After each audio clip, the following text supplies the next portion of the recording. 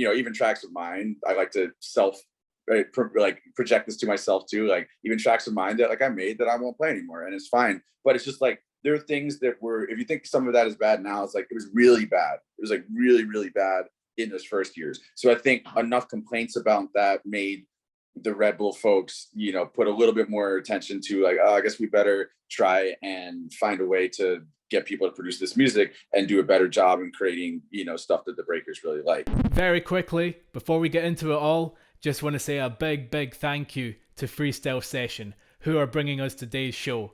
We've got a special discount for all of our viewers here at Stance Elements. Go to freestylesession.com and use the code Stance Elements at checkout for 20% off your total order. Now, without further ado, let's get into it. Let's get straight into this, guys. If you've ever watched the Red Bull BC1, Battle of the Year, Freestyle Session, and the Silverback Open, you will have heard this guy's music. And I guarantee you that almost every breaker within the last 6-7 years has either trained to his music, maybe even battled to his music, or has seen footage of other people dancing with this man's music. And with the one and only DJ Fleg, all the way from the USA. What's up, brother? It's really good to see you. Good to see you too, my brother. Good to be here. I'm glad that we can make this work after a few months of trying to negotiate and figure out how we could find the time zones permitting, me having a working phone that wasn't stolen permitting. So thanks for having me, bro.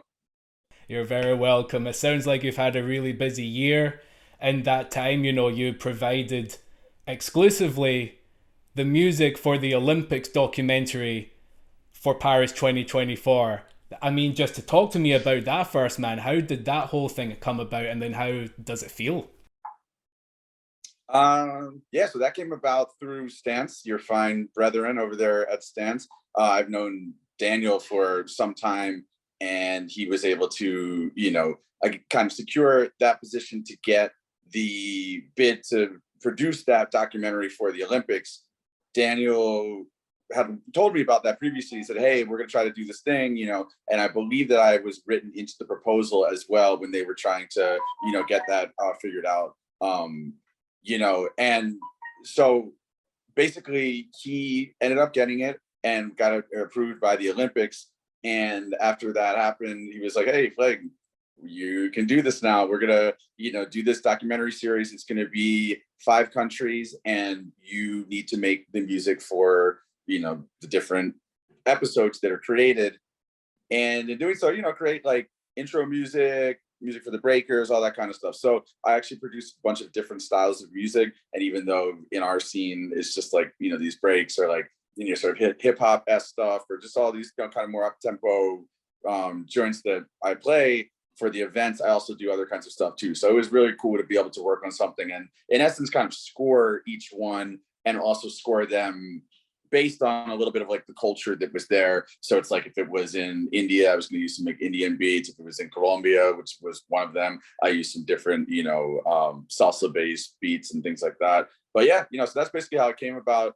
Like I said, your fine brethren at Stance kind of including me into their proposal, and then them getting accepted by the Olympics, whichever kind of subsection that was that approved it. And they said, all right, you guys make this documentary. And that's what we did last year. And so I was able to make the music and then also accompany them to at least a couple of the different locations where they did that documentary, like where they filmed it on site. That is amazing, man. And when you're in the process of working out all the music, as you said, it's 5 different countries and it's 5 different sounds. How did you approach it? Is it just a case of taking samples from other music that you've done and then just making it fit, or was it more of an original piece? Almost all of them were original. Pretty much for the large part of them were original pieces that I made, like original compositions. And some of them may have been based off of like I may have had like a skeleton of an idea somewhere, or if they said like, oh, okay, we need just some like kind of basic, low, like kind of chill, low tempo, hip hop beats so that we can put it underneath someone else talking. I had a couple of those that had already been made, but a large majority, the vast majority, I'd say about at least 20 tracks, maybe like 20 to 25, I made specifically for this project. And then, yeah, basically going from country to country, I was trying to capture the mood of what that country is about, or some of the instruments they use in their music, some of the rhythms that they use as well.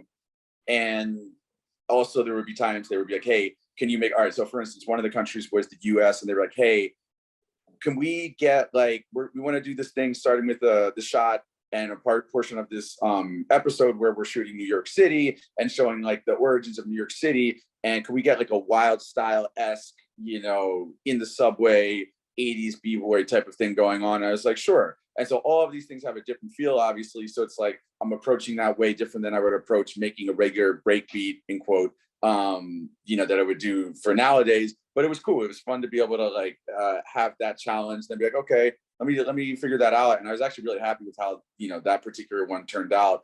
But each place would have something different like that. And then so like in Colombia, I was obviously using a lot of salsa beats, a lot of like salsa rhythms, even like just learning basic salsa rhythms, which I kind of knew in my head. I kind of like, of course, you know, like, oh, that's salsa or whatever, but learning specific instruments. So like the conga rhythm, or at least one conga rhythm that you can use in salsa is this. And then I was like looking up YouTube videos and be like, oh, that's how you play it. And then I would learn it, you know, and play congas like half decent anyway, not great, but at least good enough to be able to make some loops on it and then put that into a track. So yeah, each place just involved using different techniques from the music of that particular place.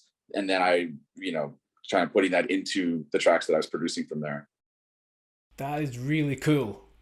Like, that is just really, really cool. And where I want to take this from here is more like, when you think about the music you make, is it with the scene in mind, or are you just thinking about the genres of music and how you could match that? It depends. So that's what I'm saying. It depends on which song that I'm making. So if I'm making a track like for the documentary specifically, if you're Yeah, but like as a whole. as a whole, again, it's just like it depends on where it fits. It's like I'm gonna think about the scene or think about, you know, its appropriateness for breaking. If it's a something that they're like, hey, here's a bunch of people breaking, and we need this like high tempo, high energy show that this is part of the breaking culture, etc. Then I'm like, of course, I'm gonna have that in mind, and I created a bunch of those. But then if there's something like, you know, just like these other shots that they're doing or talking about people's life stories, things like that, you know, especially if it's sad or this just, you know, heavy content, you don't want something super like, hey, you know, like you have to switch the mood up. And so just depending on what sort of what was plotted out for some of those episodes, it would affect how I made the music for them. But, you know, all in all, I feel like everything that I do, even if it's something that is like, no drums on it, no hip hop beat, nothing, I still try to have a certain aesthetic of how I approach things. That's going to be like maybe sample based, maybe, you know, textures that are things that we sort of are used to hearing from people that listen to older music like we do in our scene. Like we listen to 70s music, 60s music, 80s music, 90s music, all of that. And so there's certain textures I think that are kind of, you know, sound better or sound more organic than other ones. And so, yeah, throughout my choice for creating that soundtrack, throughout creating the soundtrack, my choices for sounds also were informed by like a general hip hop music sort of lover background of, you know, that I have. So you might be able to tell through other ones. Like you're asking what's made for the scene. It's like, well, based on how I tend to produce things, which is hip hop based, like you might be able to tell even from some of the other ones that weren't straight up high intensity breakbeats that the person producing this was like, you know, more or less a hip hop producer. Right. I mean, you have a very unique sound. And if we talk about the music that's made for the scene, like, I know that you've been a part of making music for the scene from like very early days.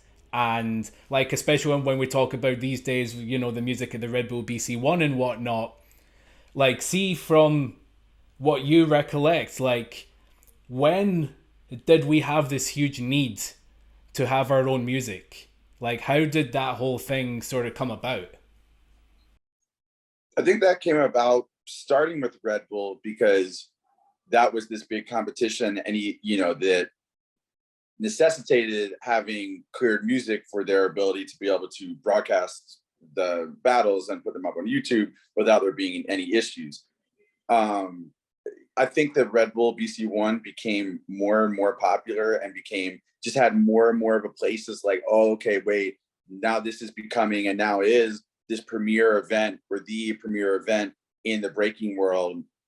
And with that came more attention and focus on it, and came more attention and focus also on the music with, what had to be created or what was being played at these BC1 events. And it's like, I mean, and the reason I say that, because I think it actually is kind of interesting to not really digress, but just to mention it, is that like, I've been breaking for, I guess now 24 years. Shit, damn, it's too long. I guess technically something like that, 23, 24 years.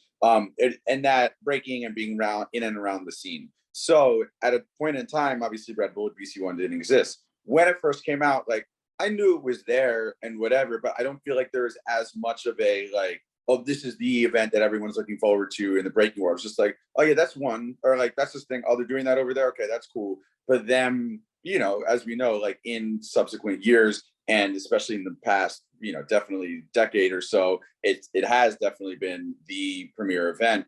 And I guess, like I said, so since it turned into this is this big focal point for the whole scene, then it became something where it was just like, okay, now everyone's watching it. The more people are watching, the more people are scrutinizing it and are being like, oh, what's this music they're playing? Why are they playing this? Like, people would talk about it like a lot, and they still probably do at times, but like, it was definitely like, it's like, if you think something's bad now, and there is some stuff that's bad, personally, I think is not good. Even tracks of mine, I like to project this to myself too. Like even tracks of mine that like I made that I won't play anymore, and it's fine. But it's just like, there are things that were, if you think some of that is bad now, it's like, it was really bad. It was like really, really bad in those first years. So I think enough complaints about that made the Red Bull folks, put a little bit more attention to like, oh, I guess we better try and find a way to get people to produce this music and do a better job in creating, stuff that the breakers really like. But yes, that's like a little bit of like, I feel like that was the main, starting with Red Bull and the Red Bull BC1 and their copyright issues.